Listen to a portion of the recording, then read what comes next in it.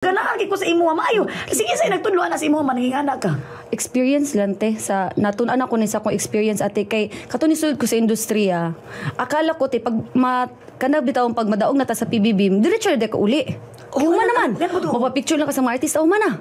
Dili wala man ta kabalo na ka nang ma-okay di ato ang career po dani sa industriya na. Ala, fit po di ko dani pag tuon ako puro na mga gwapa-gwapo ang pwede dani. Gwapa ni mo buang kay pa kay model be. Hoy, kagwapa ni mo ti. Wala ko nang utang kay kapulo ko ni sa dili gid ni.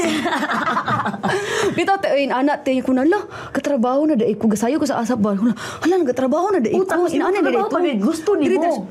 Mao dito te. Pero ato na time ate, wala pa na ako siya na embrace ate. So unsaon ni siya kay as much as possible gusto na ako ihatag ang akong best ate na magdugay ko dani, tsada akong pagkikisama. Pero syempre ang importante ang imong talento. Unsa mo gyud akong talento.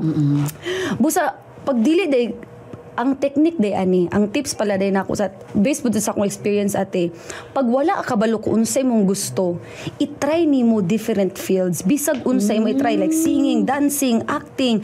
I-try nimo siya. Dili lang i-try tun-an gyud nimo siya. Di ka mo undang. Tapos kapag natun-an nimo siya tanan, imo mo step back din ka, asa mo ko mas happy. Asa ko mas happy na every time nagka-improve ko ani nga field.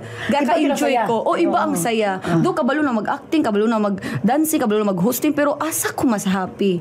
Ay, dito na ka mamili. Dito rin ka mamili. Nasa tamang panahon gyud siya.